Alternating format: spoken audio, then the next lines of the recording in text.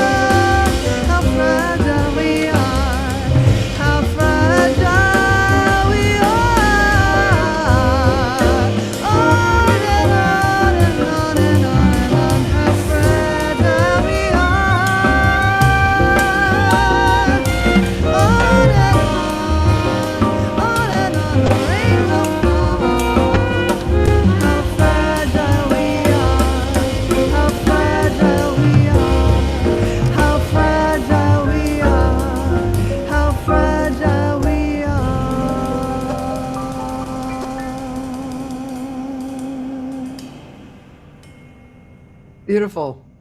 Thank you. My guest, Rachel Caswell. Wow, that was really beautiful. Thanks. Yeah, I mean that song is just it's such a great song. It's such a It is. standard great song and beautiful. That was a great tempo for it, and your singing is great. The playing is awesome. You know, one cute little thing that I just love when people, I love it for myself, and you did it. It's like when you're stretching and stretching and stretching, and then you end on a very simple note. I just love that. You know, it's like, you know, it's dynamics, you know. Sure. That was really beautiful. So is that your new record? Yeah, well, it's my latest record. Yeah. It's hard to say new exactly because it's now been about 3 years, but that's the most recent record. Which, So what's the record title? the name of the record is "We're All in the Dance," and the folks you heard playing were my amazing Grammy-nominated sister, Sara Caswell, on the violin. I'm very fortunate that she's been one of my long-term playing partners, as well as Dave Stryker, who does. We play a lot together, and then he does a lot of the production on my last. Oh, He's done the production on my last two records, as cool. well as Fabian Almazan and Linda O, who are in Linda O is Pat Metheny's bass player, Yeah, obviously. Linda. Fabian, She's played yeah. out here. And Oh, I love her. Fabian. Fabian is her husband, Fabian Oh, Almazan, uh-huh. who plays with Terence Blanchard, and Oh, they're both actually in Perth, Australia right now. They took refuge in Australia during the pandemic since oh, she is an Australian citizen, oh, and they actually just had a baby. And then oh. Jonathan Blake, who's been a Well, family friend forever and ever on drums because his dad, John Blake, was a violinist. And oh, so there's a lot of connections there. So we've been friends for a long time. So it was a really fun band to put together, and it was a great recording date. We came up with some good stuff.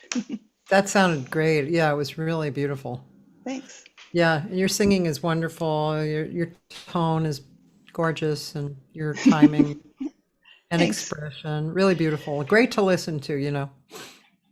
I always like that it makes me feel good if I can come back to something a couple of years later. Because I don't know about you. I don't sit around and listen to my records. No. I want other people to sit around and listen to my records, but I don't sit around and listen to my records. But it's very refreshing when I can come back to something a couple years later and be like, that was a good day. Like that's a good solo. Actually, I enjoy that. I don't hate So it. true.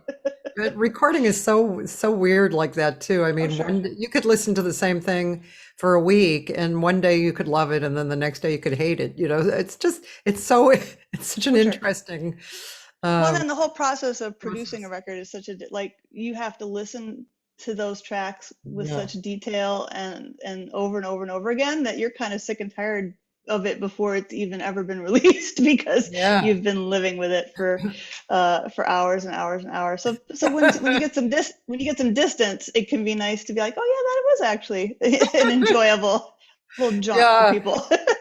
I'm in the process now of finishing a project, and this one song where I feel like I haven't given enough space because I invited someone to sing with me on this song, and just feels like we were crowding it, you know. So I'm trying to extricate it a little, you know, like give it a little bit of space, you know, and so that so that the music can come through and Sure.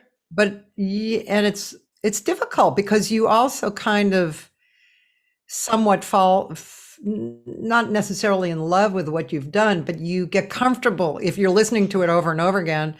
You hear the next line that you did before you do Sure. it, you know. So yeah, it's really an interesting process of Yeah. acknowledging and then letting go, you know, True. True. moving on, you know. I try as much as possible to do, at least with my recordings, just since I have such a heavy instrumental background, Yeah. I try to do the records as much as possible, just live capture. I try as little as possible to go back. Like, I know a lot of singers who prefer to just put down the rhythm section and they come back in and then they do their part, which is a totally valid way to do it. But for me, just I know my comfort level is in the live interaction with people. So Yeah. my solos are always live. They're very rarely any editing and punching in them. Um, uh, Occasionally, if something went really weird or if I need to put two things together, I'll do that. But Yeah.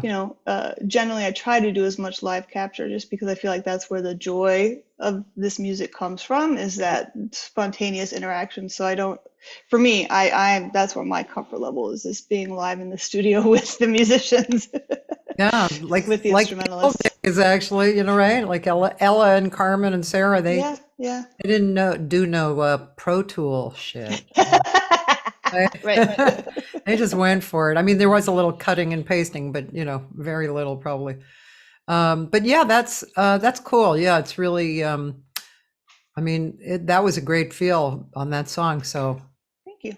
you did it. You did well. Thanks, thanks. Throwback to my childhood of the 80s. So, what inspires you anyway? Um, in terms of, well, okay, a lot of different things inspire me. In terms of when I'm working on, like, when I'm trying to put together a set list, when I'm trying to put together a batch of charts, because I don't really write, I haven't really explored writing myself, although, I'm something I'm open to that I would like to at some point, but I really haven't stumbled into that yet. So my inspiration tends to come from finding these little gems of tunes that maybe either aren't as well known and giving them a little bit of life, or taking something that is well known and giving it a different life, like the sort of the re-exploration of tunes, the rearrangement of tunes, the reimagining of tunes, and that's been a path that is available to singers. A lot of people have taken that route, and that's been something that I'm very comfortable with. Yeah. So I tend to try to, I always have like a running list on my phone. Always have a running list in my notes in my phone. Like I hear some tune, like, oh, that's interesting. Like it has a little lyric that I like, or it has a little a turn of tune that I like, or it's got a set of changes. If I hear anything that I can grab onto, that I can imagine myself working with, Yeah. that's what I tend to gravitate towards. And you just sort of start to cobble together a list of things that seem to be interesting to you. Sometimes you go for a more thematic thing.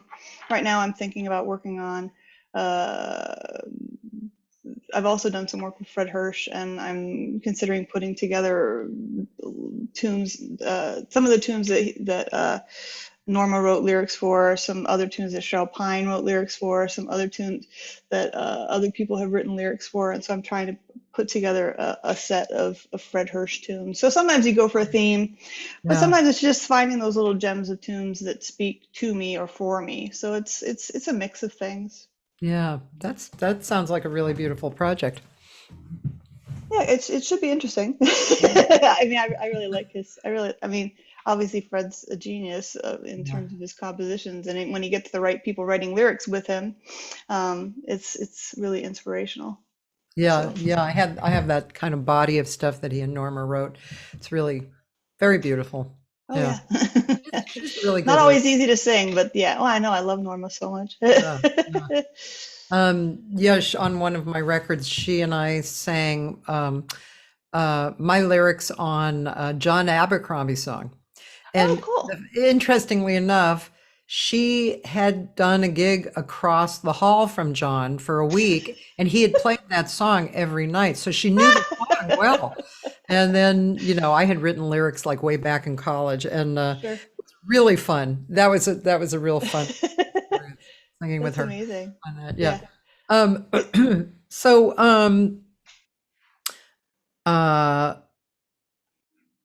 it sounds to me like you have had a love affair with music for years and years and years and years, probably from when you were a young child. Is that correct? Yeah, it's pretty much the family business, I guess. It's funny. I teach some jazz history classes at IU, uh, mostly for non-music majors. So it's people that don't really have a background in the music. And then when I start talking about all these musicians, like I swear, just about every main figure we talk about, and their family were musicians, and their family were, he comes from a family of musicians, and she comes from a family of musicians. And like, well, yeah, that's kind of, I mean, how else do you get exposed? I mean, it's the rarity, the person who has no musical talent or experience in a family, and then they somehow find a path to becoming a musician. That's really rare. Yeah. Yeah. And a hard path. So my parents are both musicians. My father was a choral conductor and a singer, a choral singer, as well as a musicologist. That was he worked for IU for Hmm. how long? Until he retired. Something like 30 years, 35 years for Indiana University teaching musicology. Yeah. And then my mother is an organist and a pianist. And so, you know, what they weren't going to put us in soccer. So like, get these kids some instruments. Let's figure out what we can do. So, you know, my mom taught me piano lessons when I was like 5 years old. You know, started teaching me how to deconstruct hymns from the hymnal and accompany myself and things like that. And then once Sara started violin when she was 5 and I was 10, that we're about 4.5 years apart. I was 10 and I started cello, and then we were just gangbusters from then on. Just we would play piano trios at home, and then mom and dad both felt that it was really important to expose us to as many different things as possible. So not just classical music, not just these instruments, but saying, well, you know, we know David Baker. Let's throw some jazz at them and see what happens. And let's let them be in band in high school. And I was in marching band. You know, it's just anything that we were willing and excited to explore. They were very encouraging of us doing that. Sara was a little bit more like violin and kept with it. I was like cello, oboe, drums, singing. I was all over the map. But, you know, I think all of those different things have led me to where I am today, being able to do the sorts of things that I do with my voice. And, you know, I still have my cello, but I don't really miss it because I found the vehicle that's right for me eventually. Yeah. Yeah. Took me a minute, but I got there. So did you leave Indiana or and then come back, or did you just? Yeah, I did for a while. I did my master's degree. I did my undergraduate degrees here in Bloomington because even though most high schoolers do not want to go to school in their hometown, especially when it's a smaller town. But, you know, when it's one of the best music schools in the country, it's a little hard to ignore it. So, you know, I did my undergrad here at Bloomington, but then I did my master's degree at New England Conservatory. I wanted to get out of Bloomington. I wanted to get to another city, and I was really fortunate to get to study with Dominique Eade. I know you interviewed her not so long ago. She's wonderful. She's a delightful person and just a great musician. So I was really fortunate to get to work with a lot of wonderful people there. So I was there for about 3 years. Yeah. But then it made sense for me my father was ill. It made sense for me to come back to Bloomington. So I've been here since. Cool. Yeah. Yeah, I'm from Boston, actually. Yeah, I remember we talked about that. I think we were at APAP. I ran into you at APAP and we wound up talking about that for a while. Right. Yeah. Me and Kate McGarry. That's when Kate McGarry came to LA, and that was when I met her. And it was like, oh, you're from Boston, and you kind of look like me too. We could be sisters. Yeah. So that was how we got to be friends. But yeah. Awesome. Boston girls. Yeah. And let's see. So I had a question on the tip of my lips. It'll come back. Yeah, I just wanted to kind of jump in and ask you some questions like this. Sure. But do you think that do you have the feeling that music, and I don't mean snobbery about this, but do you have a feeling that music is a really different art than painting, for instance?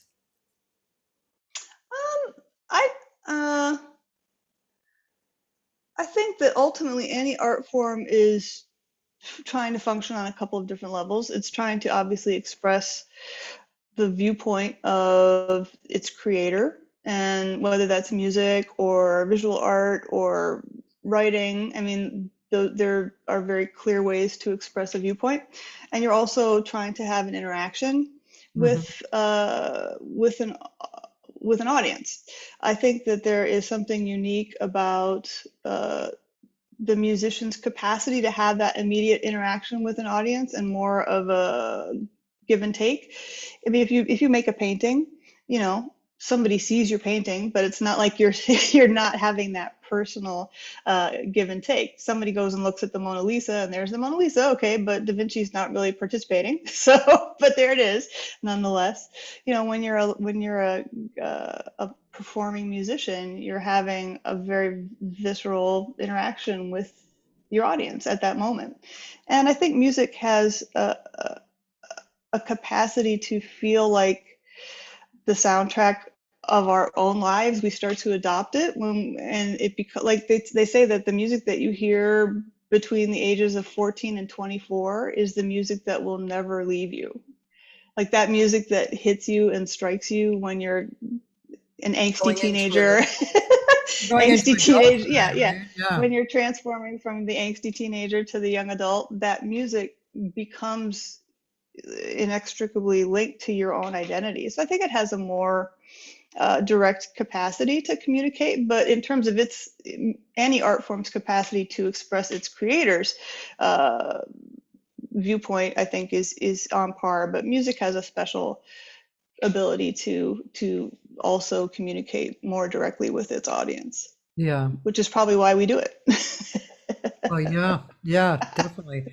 My friend wrote a really good film that's I've been playing a lot on TV, and it's called Words and Art. And it's with two great actors, and the story is just a great story. It's just about these two I think the High School of the Arts teachers, and they're both a little bit obnoxious, you know. And Sure. you know, they have a good relationship because they're honest with each other and they're both obnoxious. So it's really interesting, and the whole film is kind of moving towards this war that, you know, fun war, that a competition that they've created Yeah. in the school as to what's more important or better, Oh, okay, words sure. or art, you know. Yeah. And in the end, you know, they're equal, of course, Yes. you know. Yeah, sure. And just, but really, it's a really good film. If you ever see, you know, Okay. I'll look it's for it. really good, well acted, well directed, and the story Awesome. is really good. Yeah. Sure. But yeah, the see, now this is why I keep paper and pen right here, because so I can remember what the heck I was thinking. But yeah, oh, I know what I was thinking. I've been listening to the Alan Alda podcasts. I don't know Oh if yeah, I those. love Alan. Yeah, like the science stuff or the Yeah, other. Yeah, he's very smart. very smart, and He's he's a very so smart guy. Alan Alda, warm, Yeah. beautiful, you know. Sure. So the one I've been listening to is kind of, he and his producer are looking at different conversations that they've had Yeah. and, you know, and enjoyed. And they're speaking with one of the lead scientists on the planet, and he's talking about string theory, which is basically that neurons and things, you know, very small particles are big compared to the very tiny, which are little strings, which I think he said Einstein thought about this too, but these strings connect together in kind of a music. Oh, So the interesting. universe is actually music. Like it resonates, like it has a harmonic resonance. I wouldn't be surprised. Yeah. And I was Not be thinking surprised. about that, looking around, you know, the world, you know, the room, the outdoors, and thinking of it in those Yeah. terms, you know, and made me feel kind of proud to be a musician, you know. It's like, yeah, okay, yeah. And I think ideas like that are helpful for people, not only students, but for me too. It's helpful to remind myself of that. It leads me into, you know, that aesthetic universe that you want to enter into immediately, no matter what, you know, because that's where the fun happens and that's where the magic happens, and you know. Sure. Um, do you talk about that universe with your students at all? I think that with the kind of work I'm doing with I mean, I have students. I have a few voice students at IU, but then I also have the students that are just trying to sort of learn the nitty gritty of how music fits with culture. So I do a lot more sort of discussion of uh, the music's origins in Black culture and its importance to its social relevance, and with everything especially that's been going on in the last couple of years, everybody's senses about all of that are heightened. So I do a lot more sort of discussion with social relevance of music, at least with my jazz history classes. With, whenever you're dealing with the human voice, you're always dealing with this sort of ethereal thing, because you can't, we've got all this stuff going on and we can't see it. We can't affect it directly. There's a few things we can sort of, well, I could do this and I could do that, but most of it is just like just trying to get yourself into a space where you're feeling good about the sounds that you make and that you're making them in a non-harmful way. And that's probably about the most sort of egalitarian sort of like art form that you could try to do, all while not being able to see any of it. So it's, you've got to wind up talking about that to some extent when you're working with your private students. But then you also just got to be like, this note needs to be in tune. So, it's a balance of like the ethereal and just like, let's try to figure out what scale we're doing and let's go there. It's a little picture. No, that's so true.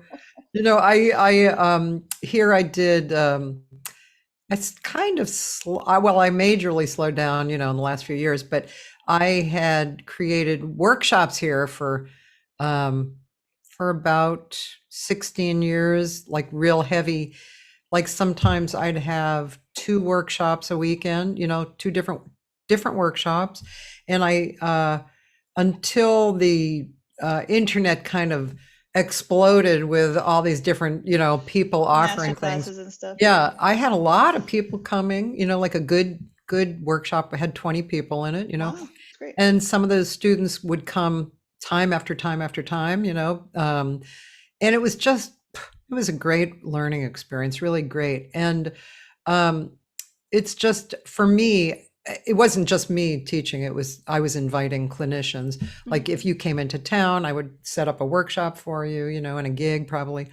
And so I've seen hundreds and hundreds of people teach, which has always just been so intriguing to me, and things that I noticed that people, of course, if a person had a major traumatic process that they went through and got through it, they actually used that in teaching, which I found fascinating, and teachers like, I remember Rebecca Paris used to, she wanted people to cry.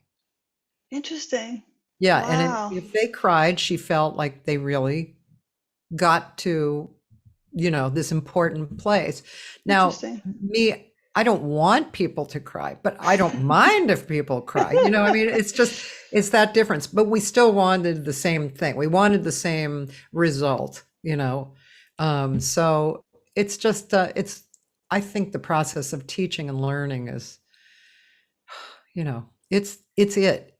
it's life. It's what life is, Yeah, I remember Holly Ross would say that she didn't want anybody teaching voice who hadn't had to figure out how to use their voice, like hadn't gone through something. Yeah. Like sometimes an intuitive singer is not going to be able to teach anybody really, because they're intuitive, and if they haven't had to, if they have a natural free-flowing voice, great, good for them. They're going to be, but they can't, it's harder for them to teach because they didn't have to go through the steps of figuring out how to adjust things and get through problems to get to a healthy spot. So she said, if your teacher hasn't been through that, that might not be the right teacher for you, because how can they help you if they didn't have to go through something like that to get to their voice? And I don't know, maybe there are intuitive teachers, intuitive singers who can teach well, but I think if you don't if you don't get a process, if you can't get through a thing, how do you help somebody else get through a thing? Yeah, I think that's true. I can think of both instrumentalists and vocalists like that who I've heard are not the greatest teachers, or who I've seen here. Yeah. Two great singers. I won't mention their names, but two amazing singers. Sure. You know them. They're older. Sure. Totally amazing singers. Huge fan base, especially like people like us. You know, Right. Sure. admire them. But teaching, like, no, just didn't really work. That's, and that's okay. I had an interesting discussion with a friend recently about this, and because so many people are, the reality is that many of us have to have teaching jobs. Some of us should have teaching jobs and want them. Some people don't, Yeah. but we all basically kind of have to survive in many ways. And, but it's clear that not everybody's really cut out for it. But Yeah. we're basically being and some of these job descriptions are kind of wackadoo, because they're like, please be an international performing star, but please also be the most amazing teacher ever. Like, seriously? Explain. Oh my God. And then the job descriptions can be funny. There's interestingly, like these two singers that I mentioned, one I remember, people literally, the students, they literally sat on the floor around. Nobody told anybody to do this. They sat on the floor around her, and it was like listening to an elder speak. It was that kind of thing. And they totally loved the workshop, even though they didn't get what I thought like was a, hands-on workshop kind of experience. Yeah. So, well, sometimes the sort of the griot thing of getting the stories, getting the narrative, that's important too. Yeah. You aren't going to learn how to sing a tune, but you're going to get some of the narrative that is important to this art form that we do, because we are all essentially griots to some extent. And I always talk about this with people of my age group who we worked all the time coming up. Mm-hmm. We worked 10 gigs a week. Wow. And it wasn't always jazz. It was everything. And we made mistakes, and we, everything happened. And but today, it's not that common to have that situation. Sometimes younger people, I think, do gather in their community and work or rehearse, or, they do work on that. But like, especially a lot of people who are older, who aren't, they don't have the opportunity. They have a jam session they can go and sit in on, with one song, Right. not even two songs, because there's so many singers lined up to sing. So I think it's really challenging. Yeah, Really it's the market, the landscape has definitely changed.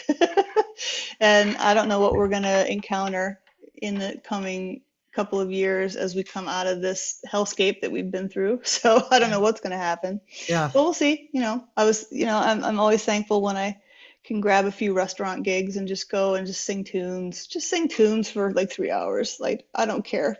That just makes me feel good. I just need some energy at some point to do that. So yeah. Yeah. I was telling somebody the other day, because I have a gig twice a month where I'll sing the first set, and then I have believe it or not, a jam session, and Nice. people are coming to jam, and just really good vibes. But I was saying what I'd really like right now, and it's interesting because a year ago, I don't think I really, well, maybe I did. I'd really like to have a piano player and me just play through standards. I just like to do kind of soft, and, no big push to whatever, entertain people or make them dance or that kind of thing. That's what I'd really like to do. That it almost makes me feel like creating something and just paying the piano player. You know what I mean? So I can do it. It just feels good, Well, those tunes are standards for a reason. And again, it goes back to that visceral connection of the things that energize us, those things that go back to the memories that drew us to this music in the first place. Yeah. And those tunes are core to that. So it makes sense. You mentioned, I didn't know what time it was. So Sure. maybe we could hear that because it's one of my favorite all-time songs. And like you, I've recorded Fragile and I didn't know what time. So yeah, I'd love to hear it. It's funny if I made a list of all of my favorite singers, I'm sure we Yeah. all have like overlapped on a fair chunk of the same tunes. Yeah. So this one, we took a little bit of a play on words, and so we've got a little bit of a metric modulation happening in the melody. So a little bit of 5, 4, 3, 2, 1 going on. So here we go.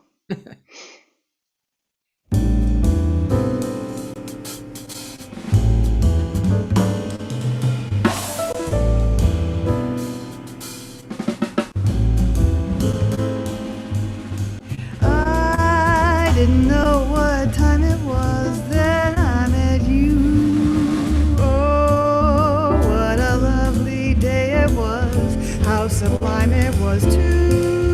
Oh, I didn't know what day it was. You held my hand, warm like the month of May it was, and I'll say it was grand, grand to be alive, to be young, to be mad, to be yours alone. Grand to see your face, feel your touch, hear your voice say I'm all your own. Oh, I didn't know what year it was. Life was no prize. I wanted love, and here it was shining out of your eyes. I'm wise, and I know what time it is now.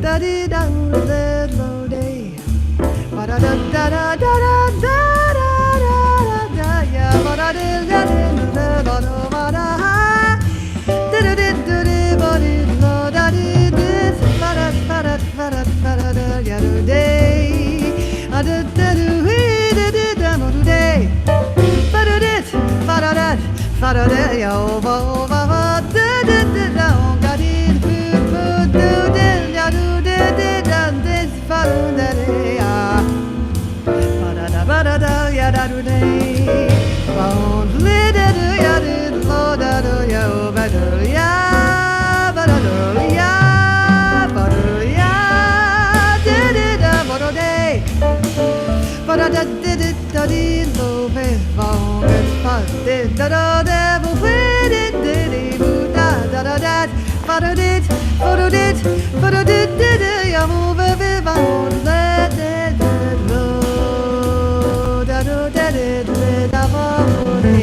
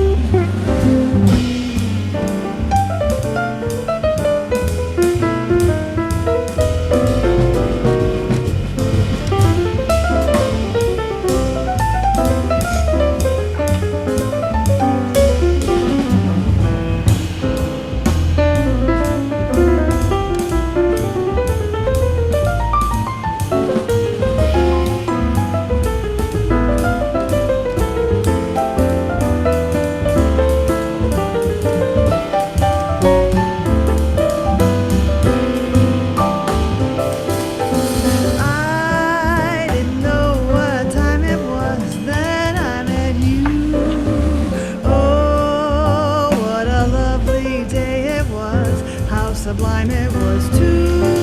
Oh, I didn't know what day it was. You held my hand. Warm like the month of May it was.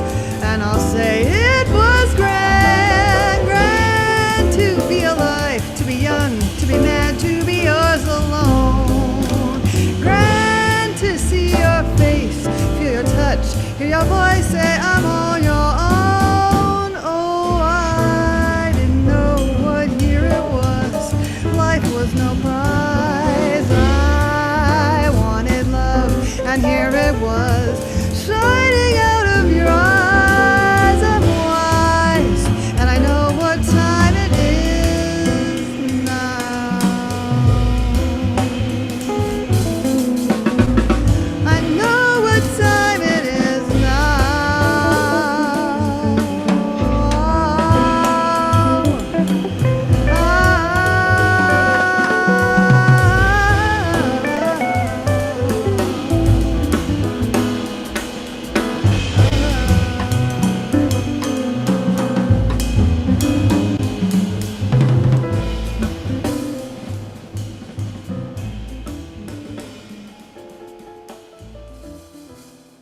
Great.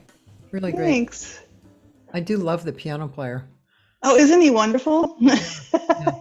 He's so good. He was at the I want to say he was at the Brubeck Institute.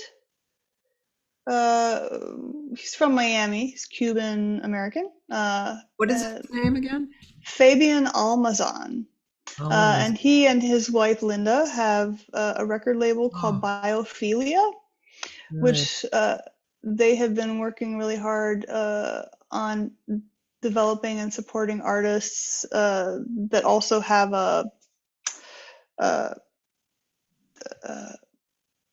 environmental stance. Like they want to support, so they don't produce CDs, they produce these packets that are like biodegradable, but you get like a liner note, you get all this information, and then anybody who's on their label has to go do like a cleanup project or have a project that they do that is environmentally based. Like they've gone out and done like cleanup on the Hudson, they've done different projects so they care a lot about the environment, they care a lot about what does the impact of producing CDs do to the environment, how do we produce music that still has a whole viewpoint and packaging but doesn't use up precious resources. So that's for people as young as they are to have that clear of a mission in what they're doing and creating music is pretty amazing. So, and then he plays like that too. He's killer. He did this on the last tune of the album.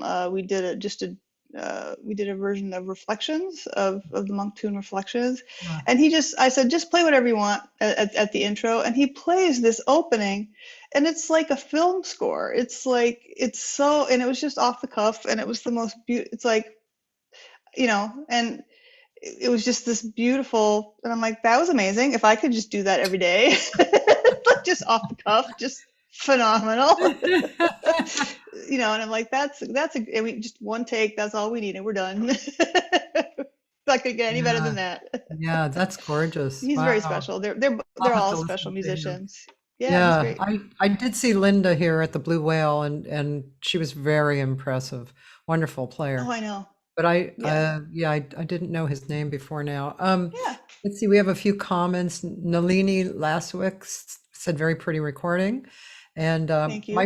I have my dear friend Cecily Gardner, she and I have been in a vocal improv group for about 8 or 9 years called Fish to Birds. We have about 7 people here and there, kind of fluctuates, but 7 people, and a cappella, and it's a great group. We've had a great time. Anyway, so she's here, and she said your singing is so natural and sounds like an extension of your personality. I love how authentic and yourself you sound. Even though I don't know you, I feel as though I do. And that's the goal. Yeah.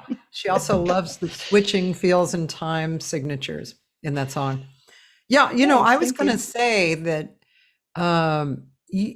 you're a singer who doesn't really and truly remind me of anybody, but there are elements that I keep getting this familiarity.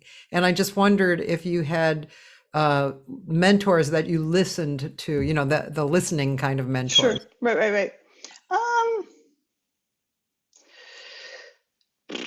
Well, if you ever ask me who my absolute favorite singer is, hands down it's Nancy King. Like I will take her to the end of the planet and buy her a drink and feed all her cats and then take her around the world again. I love her so much. So she's amazing. Yeah. So, you know, this, and I think there's probably some element. I think we came up in a similar way because she kind of came up not specifically being trained as a singer, but just hanging out with instrumentalists. Like she was married to a saxophone player. Yeah. They needed a singer in the band, so she just Yeah. kind of stepped in. And so I think she never changed her keys like as most singers do. Right, because she's got just she has a lot of freedom in her range, and I think she feels very organic and kind of natural to me, and I think that there are similarities between us. I don't know that I necessarily pattern myself after her, but I feel a great affinity towards her. Yeah. But I listened to a ton of instrumentalists. Like, you know, the biggest influences on me when I was younger were probably like Bill Evans and Sonny Stitt. Like, if you wanted to ask me who I listened to, it's Bill Evans and Sonny Stitt, all of it, all day long. So it's, you know, I probably have turns of phrases that sound more like alto saxophone than necessarily like other singers. Yeah. But then I really have, over time, have developed, I think, a pretty ingratiating way of communicating lyrics that you know, because I don't see any point in singing a song if I can't really tell you something about myself by singing this lyric. Like, what's the point of doing that song otherwise? So I really do try to have a presentation of the lyric sometimes I feel a little bit like I'm almost like it's a dual sort of existence, because there's the side of my brain that's very like analytical, like sort of instrumental side, and then there's the more sort of emotional side, and they get together, they cooperate, they do what they need to do together, but they also feel very separate sometimes and that I need both of them to do what I do. So I think that, yeah, but Nancy King's probably my favorite, and everybody listens to Ella, and everybody has those Ella moments that they love. But I listen to tons and tons of instrumentalists, which is probably why I phrase things the way I do. I'll have to send you a Nancy King thing that I love that you may not know about. A friend of mine, Tim Weston, whose parents were Paul Weston and Joanne. Oops, what's her name? It was you know that. It's a comedy routine of, hold on. Okay, look at it. We gotta find it. My brain, gosh, I know somebody's going to say it exactly. I thought I had all the Nancy King things. Maybe I don't. Well, this is, I'll tell you what it is in a second. Let me just find the jokester people. Oh, awesome. Jonathan and Darlene Edwards. Oh, okay. All right, got it. Okay, so Tim Weston's parents are Paul Weston and I can't remember her name. Cecily. It's okay. Anyway, right. So he's a great guitar player and a producer, and he produced a record of different arrangers and singers in a tribute to Rodgers and Hammerstein. And there was this one song arranged by Van Dyke Parks of a song that I did not know called Everybody's Got a Home But Me. Everybody's got a home but me. And so they had started with a rock singer, but the rock singer couldn't cut it. So at the last minute, they got Nancy. It's a great recording. I mean, I need to hear that. Beautiful stuff. I'll send you the whole recording because it has wonderful things on it. Mark Murphy does an amazing version of This Nearly Was Mine. You can imagine. Yeah. Of course, yeah. Yeah, Nan Schwartz arrangement, gorgeous. But I'm going to take a moment and I'm going to play something for you. Because I can, because it's my show. I can play whatever. There you go. You are the queen of your domain. Exactly. So, but yeah, I would like to just because we're talking about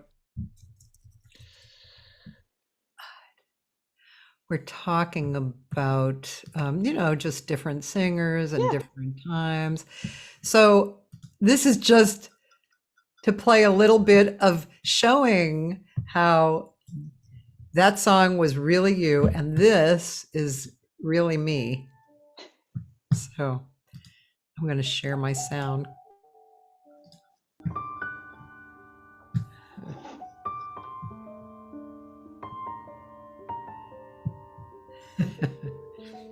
Let's see. I didn't know what time it was. Then I met you.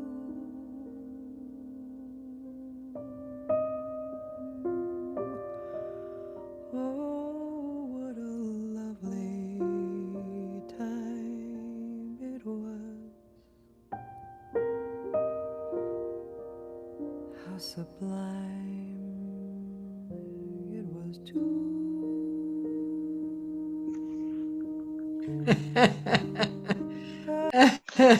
I just wanted to play a little bit. Thank you. No, it's beautiful. Well, no, I mean that just shows a tune. A tune is just a vehicle. Yeah. And so every person driving that vehicle is going to sound hopefully totally like themselves. Yeah. And if you're too derivative, then maybe that's not your car. You should try a different car, try a different tune, try a different vehicle. But if you can find a path, if you can find a way to make that thing yourself, then just go there, make it. And that was beautiful. It has a little bit of like it's very ethereal, but also sort of like a little bit of a folk rock singer kind of sound, like, you know what I mean? Like not like a Joan Baez, but kind of a little bit like that, like really beautiful. Thank you. Really I beautiful. have a little of that in my background. I grew up. That makes sense. I was at Berkeley in 72 to 75. And that period of time in Boston especially was very eclectic. And before that, I have twin sisters. I had twin sisters who were like 4.5 years older than me. Sure. And of course, that's what our parents did. And, went through folk periods and Woodstock. And, so there was a lot of that in my growing years as well. So I find over the years that I really do come up with things in that kind of genre feel, or there are hints of it, or people used to say I sounded like Joni Mitchell, and and maybe you could hear a little, to me, there's a reason why I say this, but a little Japanese kind of feeling. And the reason why is because that piano player, Philip Strange, and I had just done a month tour in Japan. We rode a lot in Japan, like over many years, and we made that record right after the month tour. So all this, just add a little shakuhachi in there, you'd be good to go. Exactly, right? Yeah. It's beautiful. Yeah. Nalini wanted to know if you've ever recorded a jazz duet with a female singer. She loves to hear two women singers bebopping together in harmony. I'm trying to think. No. Here, but let me play something for you. This might be about as close as it gets for me. Let me grab something, because people often say that when my sister and I do things together, that we sound basically like this one voice, and you're not even quite sure what it is. Yeah. Let me see which one might be most interesting. Well, here's one. I'll play a little bit of this one, and then maybe a little bit of a different one. Let me go over here. Zoom is amazing. Technology is amazing, but I will be happy when we're no longer on Zoom. But it is pretty great that I can just pull stuff up and play it. So here's one. This is from many years ago, but this is Sara, my sister Sara Caswell on violin. And this is the two of us together. I'm doing a wordless vocal on a tune by Dave Douglas. This is called Charms of the Night Sky.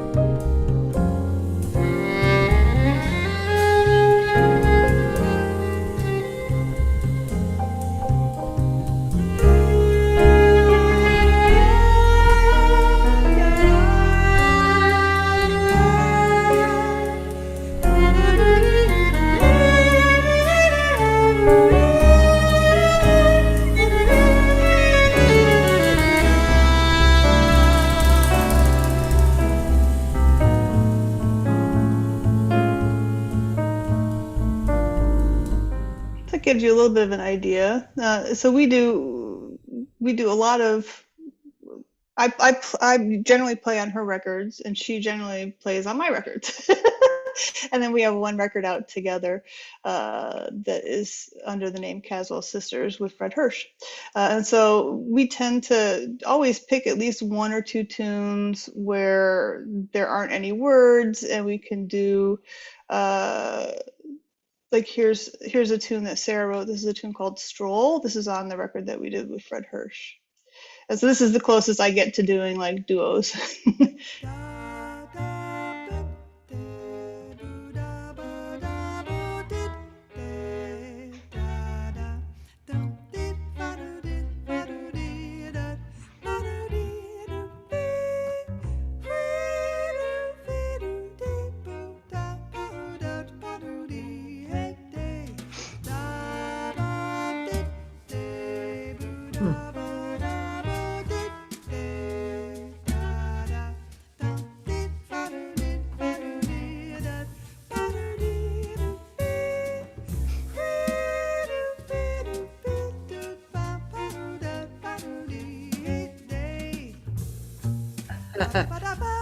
Beautiful.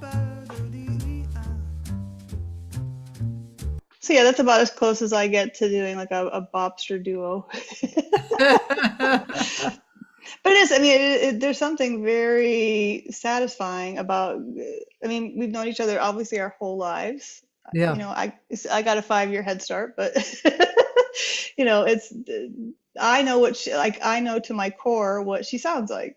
Yeah. She knows to her core what I sound like. So we hear each other and fully appreciate each other. And so when we do any kind of, whether she's just filling in like on a straight ahead tune for me, or if we're doing these tunes like these that are more intricate, that are more either unison lines or harmonized lines together, like we're just hardly thinking about it. It just goes. It just goes. Yeah. That probably, I'm thinking that probably, I mean, the way you came up probably adds to your intonation. Your intonation is beautiful. And did you ever have voice technique? I didn't really have. My first teacher was maybe when I was 21. And I feel like I'm still sort of like right now I'm taking a vocal pedagogy class, like a classical vocal, like learning where my thyroarytenoid is, you know. So I'm, you know, I keep putting together different pieces of what I need as I go along. But you know, we were a singing family. Like we sang grace at the dinner table. So you know, and when your father's a choral conductor and and you sing in church choirs, you know, whether or not you have strict formal training or not, like at least you're getting musical training of how to blend with people and what you're, you know, how to do things. So but yeah, I've been cobbling together the vocal technique part of it for years, but you know, I'm always discovering something new. Yeah. I wanted to let's see, ask you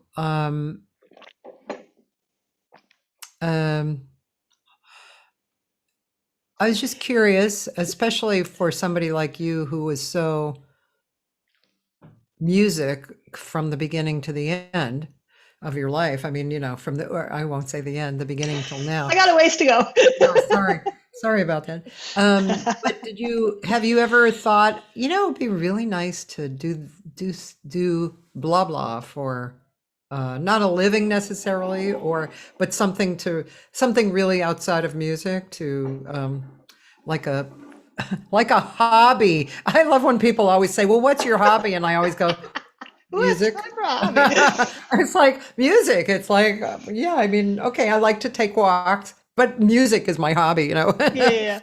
No, I feel like, well, I mean, I'm someone who has really tried to explore a lot of different aspects of training and knowledge. I was fortunate. I mean, I went to a really good high school here. I mean, Bloomington's an interesting place. It's it's a college town. So if you had to like paint a picture of your sort of stereotypical Midwestern college town, it probably looks a lot like that. But it's got this amazing research university that, you know, that kind of dominates the identity of the town. And so even like at my high school, there were like, I think there were like 10 national merit finalists or something like that out of a high school class of like 300 people. Like we just were like, my high school was like super off the charts in terms of like different kinds of opportunities. So I've always been intrigued by science. I've always been intrigued by I'm always trying to keep learning new things. I podcast constantly. Like that's probably my hobbies are probably like podcasting and like documentaries. I love documentary films. I'm always trying to challenge myself. So I felt really fortunate. And then I was actually on one of the reasons why I stayed in Bloomington was because I got a full scholarship, which was actually an academic scholarship that IU had just started around that time, where they were trying to bring in like some of the best students from all over the country to come in and do almost like a specialized liberal arts education within the construct of this big research university. So I got wonderful opportunities to do a lot of things that maybe the standard IU student wouldn't get to do. And I feel like I've continued to develop those levels of interest. So, you know, I'm always one of those people who's like, well, I read this thing, or I heard this thing, or I'm always trying to learn stuff. So I feel like that my levels of interest have never been limited just to music. Yeah. I mean, I like basketball, but I'm not a big sports person. I'm not, you know, I love my dog. So, you know, I love nature. So I really do try to keep my interests sort of broad and healthy. Otherwise, if it was, at least for me, if it was only music, I think I would go totally insane. How do you deal with your probably workload? lose my mind. I mean, I'm sorry? this kind of answers it, but how do you deal with your workload? Do you specifically say, okay, I'm feeling a little edgy, I think I need a walk with the dog, or do you schedule it more so? Like, Sure. okay. I mean, I tend to be sort of project or deadline oriented. So like I might take a break for a couple of weeks just to not think about if I don't have a gig coming up or a thing I'm working on. I might take a little break to work on other things. And I do have my teaching work that keeps me pretty busy during the year. So right now, with the summer, I'm able to, it frees up my space a little bit more to be able to think about like a possible project with Fred or with Fred's material. So, I sort of have to go with the academic calendar to some extent, Yeah. since that's the world I live in right now. Yeah. But if I have a show coming up, then that's it's like you just have to prioritize what's the next thing that's on the top of the list. The next thing on the top of the list is grades are due. The next thing on the top of the list is that I have this gig. The next thing on top of this list is that I really should try to think about a new record. Like you just have your list, and it's like, which things can I prioritize? And then at some point it's like, I've done enough of that today. We're gonna go for a walk. Okay, or so somebody has to mow the grass, so I'm going to go mow the grass. Okay, so that leads me into another question, which I hear a lot of talk about this amongst my friends. And sometimes people are very, they're anxious about this subject matter that we're talking about. They're anxious that they're not accomplishing the things that aren't on the priority list, Like what the priority list is kind of easy because it's a priority, you got to have this, it's due like Friday. So Right. you have to pay attention to it. But I don't know if you have friends like that or you're like that yourself. I have a little bit of stress about that, but not very much because I don't like stress. So I always try and work myself out of it. Sure. But some people, it's just a problem for them, they feel like guilty about it, that they're not. Yeah, I could see that. I think musicians by nature, we're an insecure bunch. That's sort of an aspect of being a musician, is the imposter syndrome. And so, and everybody, whether they're like, whether it's the beginning student or whether it's the person who's been out there gigging for 30 years. Everybody has it. There's just hardly anybody. I mean, if you don't have imposter syndrome, I don't know if I want to work with you. You're probably going to be a bit of an SOB that I don't want to talk to. So we all have a certain level of insecurity that it's just an aspect of being an artist, because it's like it's a project that's never finished. It's a goal that you never actually reach. It's because it's more about process than it is about like a completion date or something. So I think we have to all give ourselves a measure of grace to say, you know what, my mental sanity needs this today. Or I have obligations in my work life or my family life that have to be met. And then the measure of grace is that I will try to make space for myself to do these other things, but I'm not going to punish myself either if it doesn't happen, because you can always look at somebody else and feel like you're not doing as much as them, but you don't know what their life is like either. You don't know, maybe they are looking at you and saying that they're not doing what you're doing. So everybody needs to just give themselves a measure of grace and just, it's okay to just do as you can. And, always try to challenge yourself, but don't beat yourself up either. It's not worth the time. I like the word grace. And that leads me into a question that it's an interesting question. So what about competition? Have you ever thought a lot about the idea of competition and what it means to you and how to deal with it? Like competitions, or like just the idea of general competition? General competition. Like jealousy, competition. Right. I think, again, I think that kind of folds into the idea of being a musician. Because they're always going to make comparisons. Because like, what's the first question you ask me? Like, who do you listen to? Who do you sound like? But I mean, not exactly like in that way or with that tone. But that's the first thing we do. The first thing we do is make comparisons and try to figure out, well, why does this person sound this way? Or what were their influences? Or where is that coming from? And when it comes to just professional life, there's so few gigs. Everybody's sort of trying to kill each other for like 5 gigs. And so you want to always be perceived as being appreciated for what you do. We all want to get those 4.5-star reviews. We all want to be the first person somebody calls for a gig, but we're not always going to be the right person for that. And I think that we have to, and it's hard to do, to let go of a little bit of that and try to say, look, I'm not the right person for this gig because you want somebody who does X, Y, or Z. That is not me. You should call this person because they're better at that than I am. But if you want somebody that does this, I will do it all day and 5 times on Sunday. That's me. So I think we just have to each acknowledge our own strengths and try to celebrate those and realize that they're not going to necessarily be the same as another person. Now, if you're trying to be the next, if you're patterning yourself after someone so much that you basically have no other option than competing with them directly, then maybe that is a little bit of question for self-examination, is that I'm just trying to be my best self, which is not going to be the same as, I could name 27 singers and I don't sound like them. They don't sound like me, and so each one of us has to sort of, I love them. I love those same 27 singers though. And hopefully they like to listen to me too. And,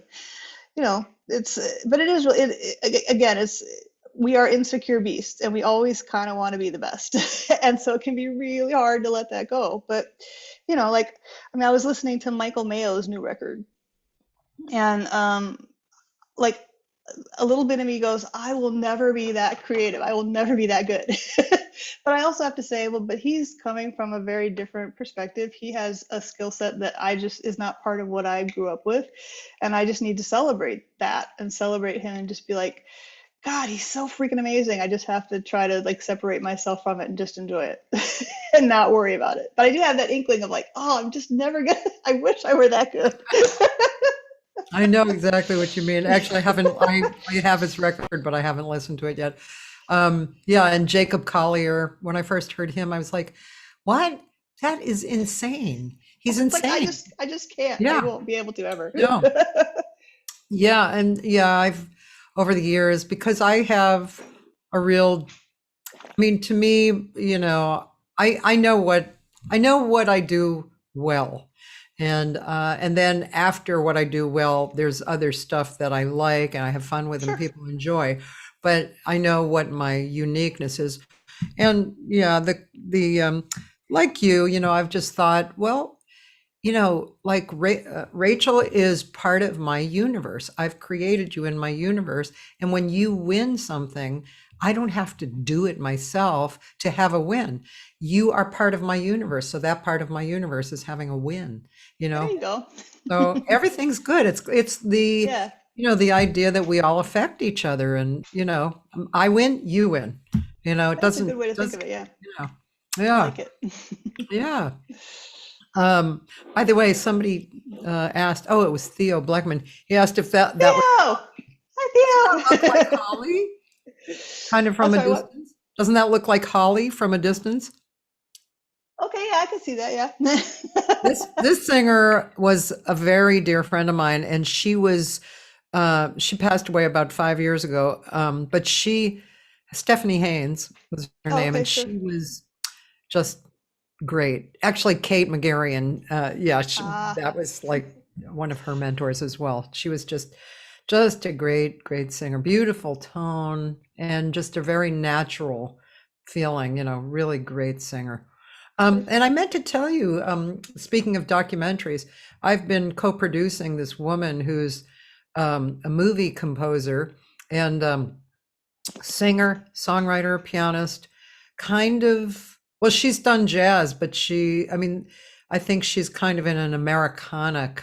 Americana jazz kind of thing. Her name's Catherine Bostic, and she Oh, does I know the name.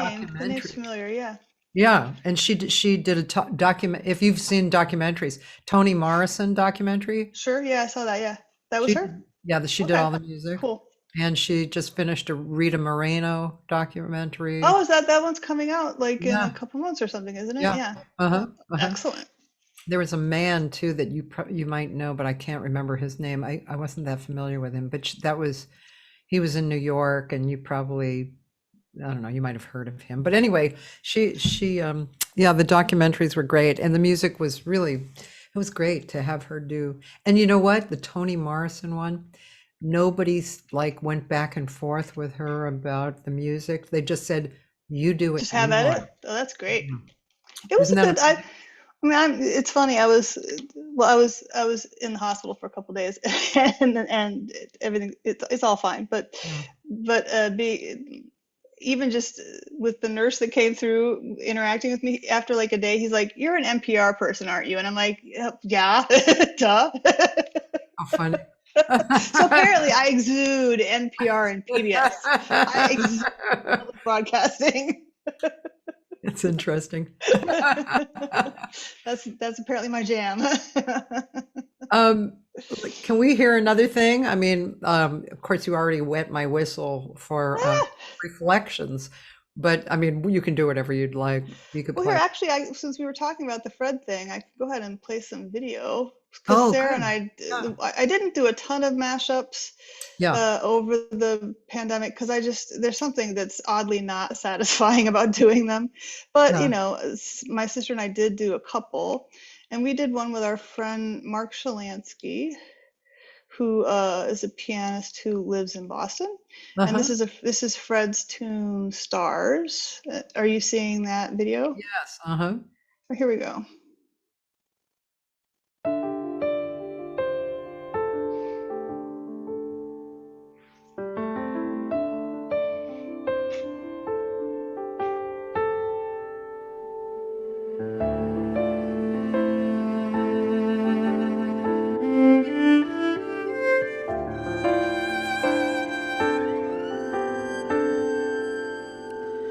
Dark the sky was indigo the night we met.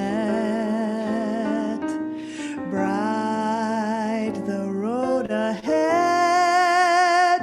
The night was ours. I forget the things we said. The magic grew out of endless stars.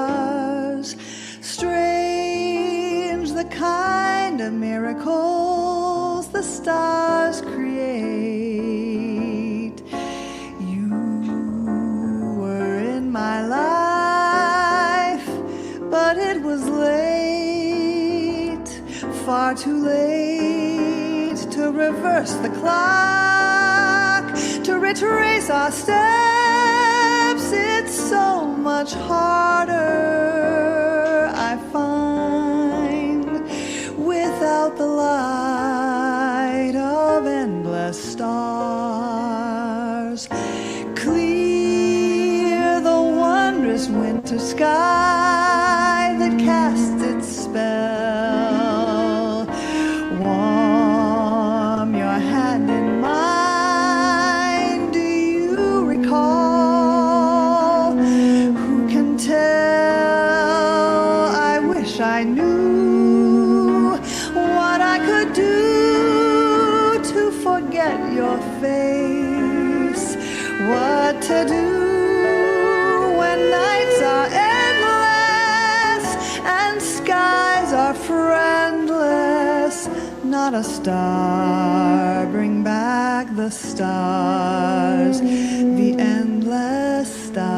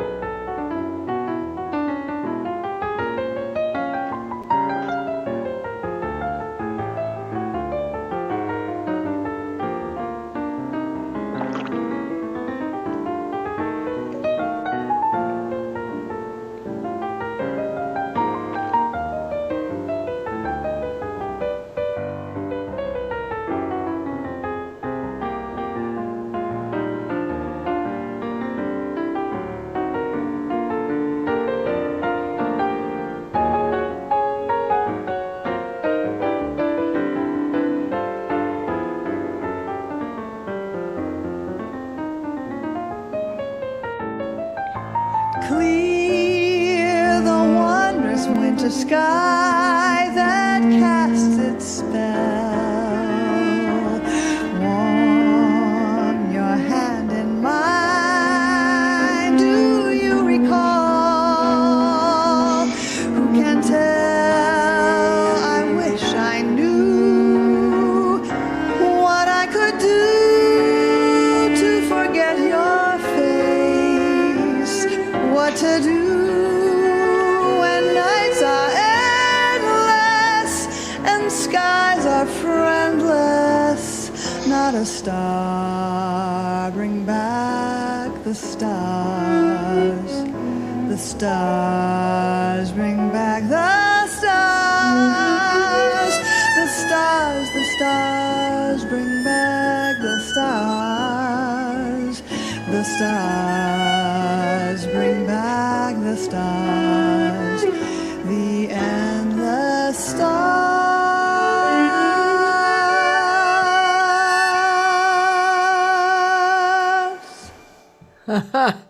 Beautiful. Thanks. Yep, Yeah. So who wrote the lyrics to that? that's Norma. Yep, that's That Norma. was the most subtle referral to Where Are the Stars, right? That was beautiful.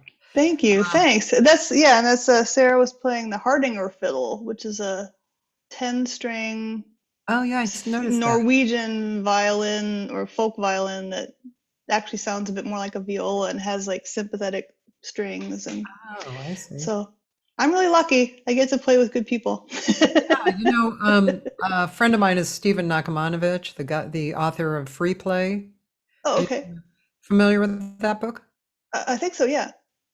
That's a great book. It's one of those Bible books. Free Play, Improvisation in Life and the Arts. Mhm. It's been around for about 30 years. Okay.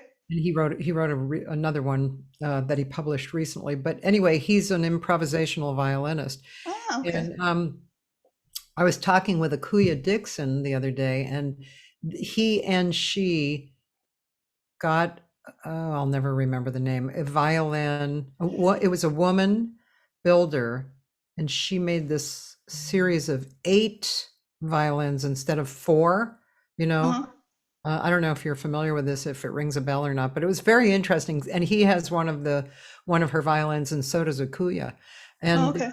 so they have, yeah, they're not the 4 stringed instruments, not just violins, but this, like the cello, Sure.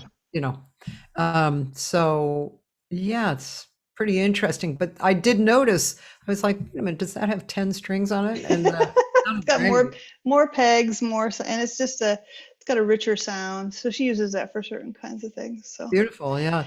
yeah, there's something oddly unsatisfying though when it's like, okay, you put down your part, then I'll put down my part, and then we're gonna send it to New York, and then she'll put down her part, and I know. But, I think we still came up with something nice though. So I thought it was great. The only person that I can't quite figure out how they did it was Monica Salmazo from Brazil.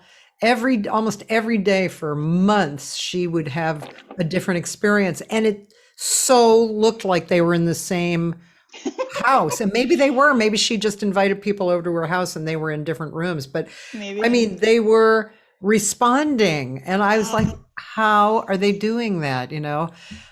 Just great. That's what I've missed. I've missed the not being able to interact with people. And I felt so jealous of folks who were living with cohabitating married to their accompanist. I'm like, where's my accompanist? Andrea Wolper. Where's my cohabitant? Kate and Keith. I know. If I had a Keith Goodnight nurse, I'd be good to go. I know. I totally get it. Yeah, it's really. So I have missed that. I'm looking forward to more of that now that we're opening things up a bit more. Yeah. Cecily is asking is this on an album? Well, I'm thinking about it. It is not yet. That's just a raw recording in my basement. The one thing I did enjoy about doing these recordings is that it really it made me listen to my voice in a different way, because I'm not a Pro Tools person at home. So I basically that was all just one shot without any editing. So it's like, I got to get one shot that doesn't need editing. So I got to be able to sing it right. So that it just made me scrutinize my singing a little bit more carefully, I think, than I sometimes do when I'm in the studio, when I know that somebody can go fix it. Yeah. Not that I want to rely on that ever, but knowing that it's there, it puts you in a different headspace when it's not there. So, yeah. You're going to laugh at this already. I mean, you don't know me that well, but you know me enough. I was listening and I was thinking, God, if I sang that song, I'd slow it way down.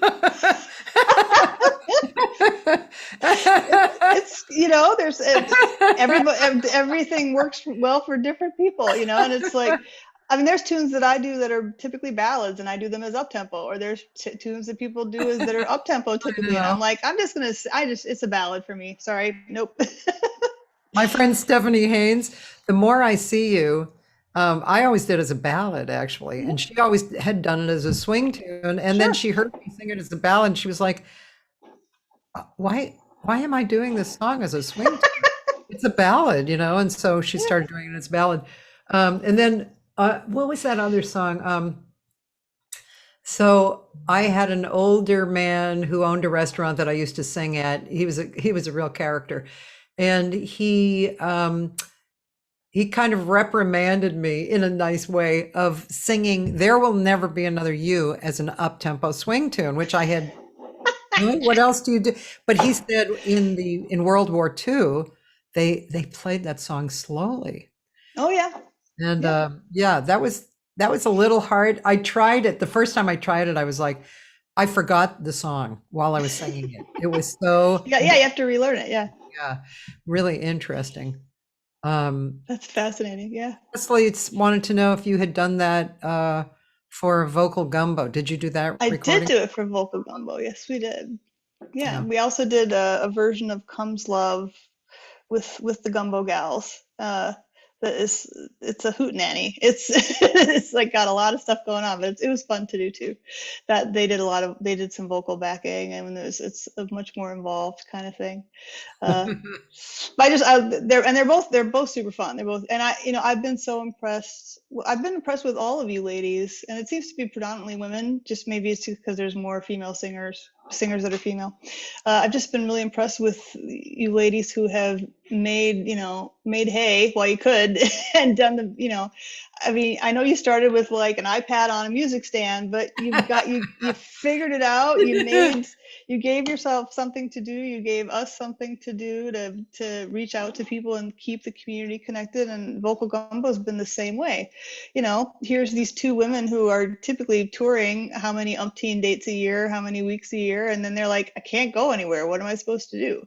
So they made something, and I've been so impressed with your capacity, their capacity, a number of other people's capacities to do something like that, and to give us the creative space, give us some artistic space. So it's a beautiful thing. Good job. Thank you. You know who else I'm impressed with is oh, wait one moment. Gail Boyd. Oh yeah. The alternate venue space or whatever. Yeah. Every day. That's amazing. Yeah. And granted, she doesn't come on an interview, but still, she's there, she's controlling it, whatever. I mean, and for a half hour every day, you get to see someone be whatever they want to be, whatever they want to show you. It's very amazing. I'm impressed with her too. She's a lovely person. Well, and none of that stuff is easy. It's funny. I've said this in multiple circumstances. Anybody who is at home watching all of this music happen online, and they think, oh, isn't that nice? They made a little tune. I'm like, dude, it takes 2 weeks to make a 5-minute tune. And like a huge amount of disk space and 87 takes and and somebody who knows how to use, iMovie and this, and come on. It's a lot. It is a lot. This is challenging. Yeah. Yeah, so even those little half-hour things that somebody's got to set up the technology. We all had to learn so fast, and it was overwhelming. Not everybody has the capacity to do it. So true. Those who step up, props. I agree with you. That kind of, it leads me into a kind of another part of philosophical question for our careers. So what are your viewpoints about how recordings are going to go into the future? Do you think that CDs are just going to drop away permanently? Do you think, records are coming back, but do you think people are going to be buying our music, or what do you think about all that? I'm not exactly sure. I think that it's pretty hard to put Pandora back in the box. And so I think the idea of ownership has kind of gone out the window. I think that people who buy CDs or records are doing it more for radio stations still basically need to have physical copy. But some of them are also shifting to more of a download environment as well. But for the longest time, that was the last bastion. Like you had to have physical copy because of radio. Yeah. But I think that the people who are buying any physical product typically now are buying it mostly to just support the musicians that they like. They're not Yeah. buying it because they need to have it. They're buying it because they want to support musicians. Yeah. So I think this is an unfolding market in terms of how can we monetize or fairly pay people for their creative product at the same time that it's basically just kind of out there. Like how do you and I know that there are a lot of people, you know, and Maria Schneider among them, that are out there working very hard to yell at Congress and try to get something sorted out between you know, the Recording Academy and our legal system to try to make it at least moderately fair. But I think ultimately we might just move forward on this sort of like a handful of people support you in sort of a crowdfunded, I'm buying your CD because I like you as a human being. It's not because I need the CD. I just want to support. I'm giving you $25 essentially towards the good, for the good of the project and the good of the world, you know. And then that smaller segment of the population who supports those artists is going to be who they have, but it's not really sustainable. So I don't know exactly what the solution is, and I don't know if anybody else does either. Yeah. Especially the part where the artist has to pay to make the project. Yeah. And we will never make that up personally. Oh no, we don't. Yeah, you just don't. Yeah. Yeah. I mean, I think Maria has been probably the most stringent about it. Well, because she basically has just said absolutely not. Like she basically has like a cadre of people who are on the internet every day, and anytime they see any of her stuff up there, it's down in like 5 minutes. Like it's not, you cannot find her stuff anywhere. No. So if you want to hear her stuff, you have to, you know, you have to purchase product. But then she's also in a position where she can afford to do that. I can't afford to do that. I can't afford to not have my music easily accessible. Yeah. And if I ever want anybody to hear me and get to know me, it's got to be out there. If I were already established, then it wouldn't matter so much, but or more established. Yeah. So I think we used to think about owning music, and I just think that that's now a thing of the past. And so we'll have to try to figure out how we design the future. Yeah. Yeah. It's interesting. This is just such an interesting moment in time, you know, for so many different things, you know, enough aside from the obvious, you know, there's just so many things that are in fluctuation. And I remember when I learned the word exponentially, and that blew my mind because of that is what's happening in life. It's changing 10 times as fast as it did 5 years ago. 5 years ago, it changed, you know, I mean, theoretically it changed twice as fast. And then the next year it was 4 times as fast, and so on and so on. And it's really interesting, not to mention, what does the future hold? Are we going to have to move to a different planet, or, you know, all those kind of thoughts too. Sure. Yeah. You don't have children, right? I do not. I just have this very large dog. Neither my sister or I, it didn't really go that way for us. And it wasn't necessarily a conscious choice. I don't think it was just sort of, you know, we just didn't meet the people. She is seeing somebody, but neither one of them is interested in having children, and she's also over 40. So it's like, why do we don't need to think about that, you know? And the planet is pretty stretched as it is, and you know, a lot of my friends who have had kids, it does change your capacity to be able to create. I mean, some people can continue forward and keep creating, and some people have said it made them more creative, but a lot of people just said the reality is that I had to stop gigging and working for 5 years. Yeah. I mean, there's a reason we didn't see Gretchen for a minute. Yeah. Yeah. And it's not to say that that's not a valuable pursuit. I mean, I know that she's a great mom and I know that she's a great musician. Yeah. Those two things can coexist, but there's got to be there's a period of in infancy and up to, you know, at least school age where somebody has to be with the child every day. And so so she was off the radar for a bit. I'm glad she's back. So it just makes it very hard we all make choices and different sacrifices. So. Yeah. My children were always my men. I didn't have children, but I always felt like my men took that spot. I was like, if I didn't have you around, I could be moving pretty fast. There you go. Yeah, I've met some of Now I those. have grandchildren, and it's perfect because I've already kind of really, done my youth, like working hard, traveling all over the place and stuff. So yeah, it's great now.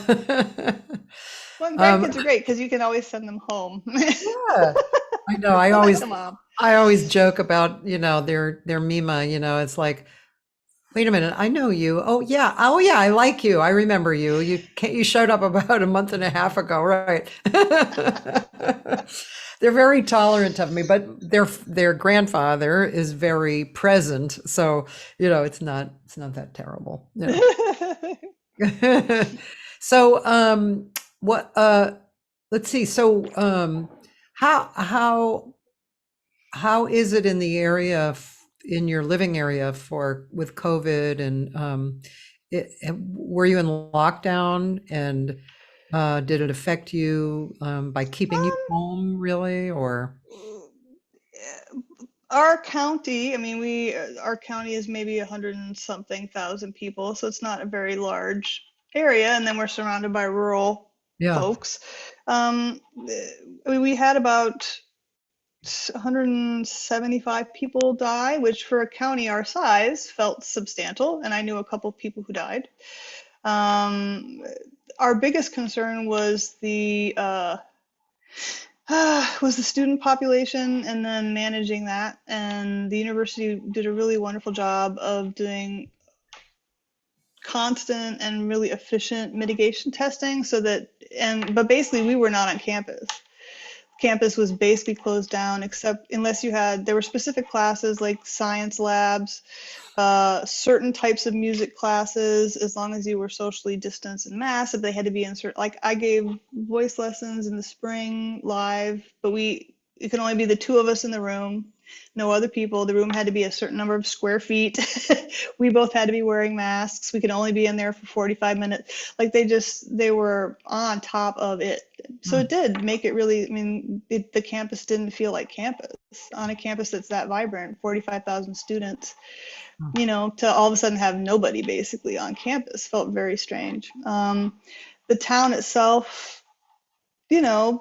people were out and about doing the things that they needed to do, but basically any kind of activities or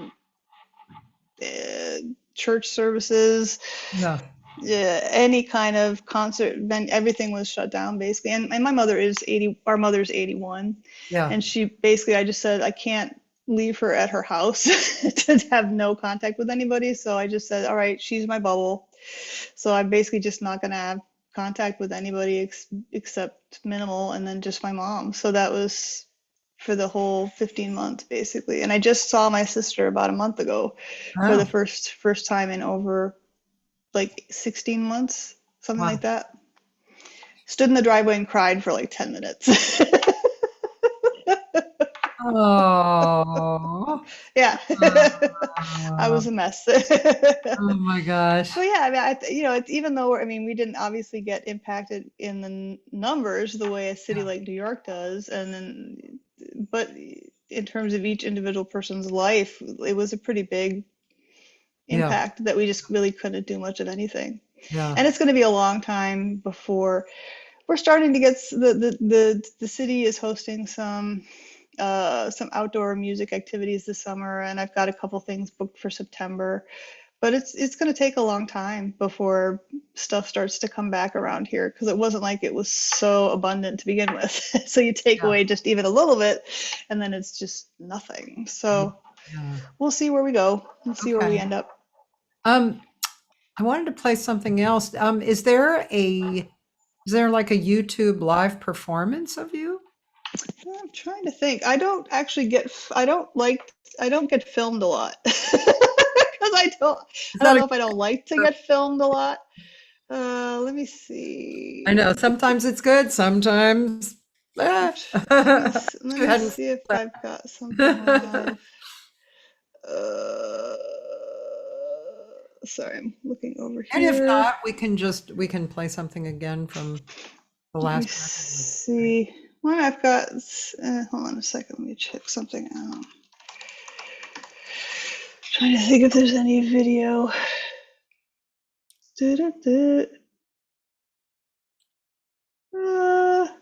Actually, I think I do have something. I just have to pull it up. I think it's in iMovie. So yeah, I can pull something up.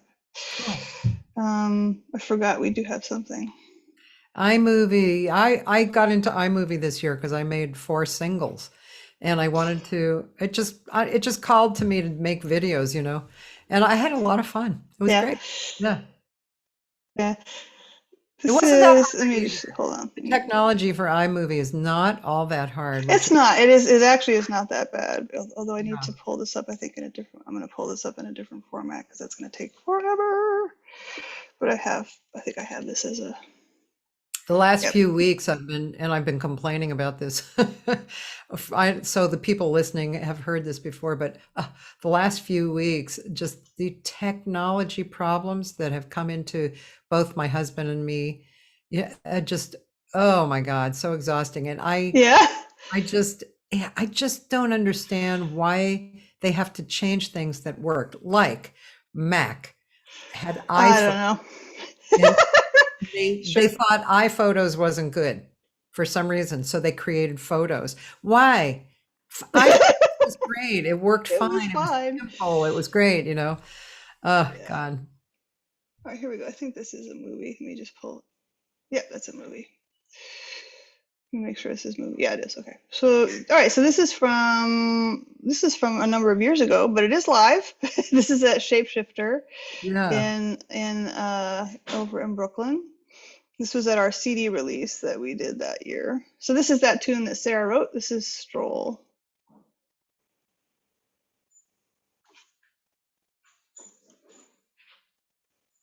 Let's see if it will go.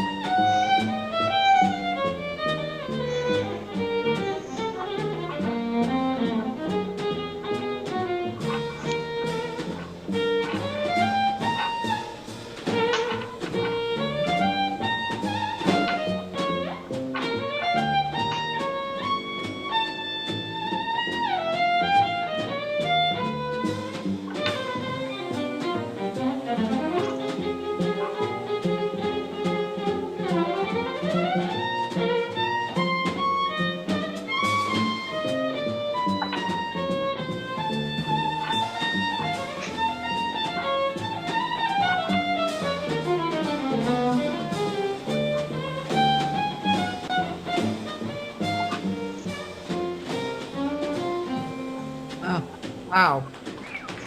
A great solo. Good. She's very good. Wow. Fantastic.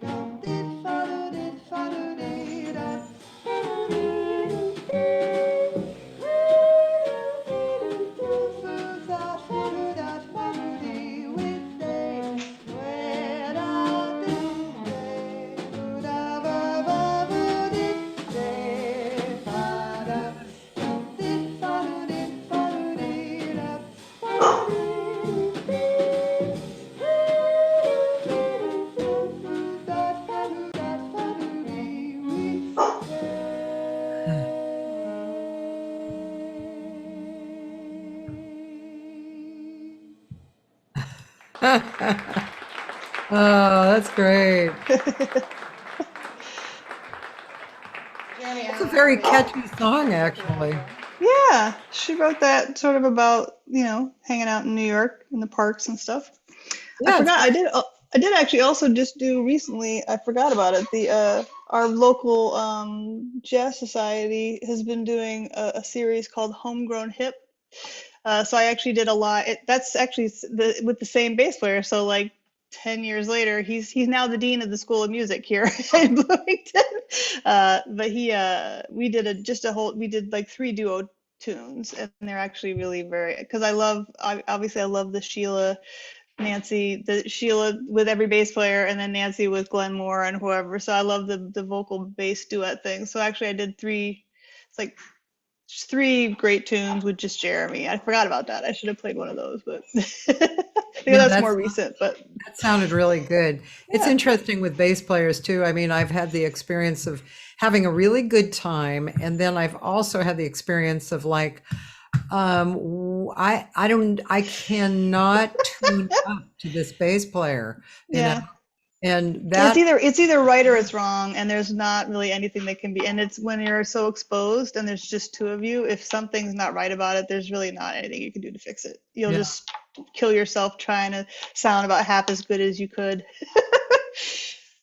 yeah. And then you never sound, when you're trying too hard, you never sound as good as you can. I know it's the worst. It's the Yeah, worst. yeah. Yeah, That's yeah. really interesting. We're coming around to the 2 hour mark, and you've been so sweet and nice, and your body has been very good to you. So It has been. Thank you. yeah. And thank you so much for spending 2 hours of your valuable time. It's really Oh been nice yeah. to. No, this was a blast. And Mhm. you ask insightful questions, and just more than just about music, and it's a lot of fun, and it's always fun to share what I get to do and revisit things I haven't listened to in a while. It's a gift. It's a good thing. Yeah. Um, let's see. And I just want to tell people who's coming on this week, and then I'm going to move on. Maybe you probably don't know this woman, Kate Richards Geller. She's going to be on tomorrow. She's a therapist and basically a circle singer person. Oh, fun. And she's traveled all over the country, and she's a really interesting person and very good at what she does. And she's also a kind of an instigator, you know. And then the next day, do you know Nancy Reed, singer? She's a bass Uh, player and a singer, really good at both. I She's don't on think the so. East Coast. Well, she's really good, and her husband is a really good guitar player, Spencer Reed. I had her Okay. on, and I'm having him on Wednesday, and so I'm looking Lovely. forward to that. And then Thursday through Sunday, I do archives. Archives. Yeah, so that's Pat Kelly, guitar player, Mitchell Foreman, pianist, Tim Weston, Oh, actually. nice. And I wish I could remember his mother's name. It's right on the tip. Something with a J, like, oh, Joe Stafford. Oh, good Lord. Yes. Okay. Duh. Yeah. His Yep. mother was Joe Stafford. His father was Paul Weston, and they did that There job. we go. That's not bad. Yeah, he's That's a not bad great at all. guitar player and producer. So he's on Saturday, and then Sunday, another great, like the oldest jazz broad I know. I think no, maybe Sheila's the oldest jazz broad I know. Pinky Winters. Do you know Oh that my name? goodness. Yeah, she's a No. wonderful singer, and she's such a jazz broad, so much fun. Well, with a name like Pinky Winters, you have no choice other than to be a jazz broad. Yeah, she was with Lou Levy for a long Oh time. yeah, sure. Yeah. Yeah, so anyway, but Amazing. yeah, she's great, and she shared the interview with Christian Jacob, who's a wonderful pianist. Yeah. Yep, so that's Sunday, and then we'll start again on the following week. So thank you again for being here. Thank Yeah. you. Just really fun and great to hear your music. Yeah. And great to talk to you, and hi, bye everybody. Nice to see everybody. So everybody have a great day, great evening, and I'll see you tomorrow maybe.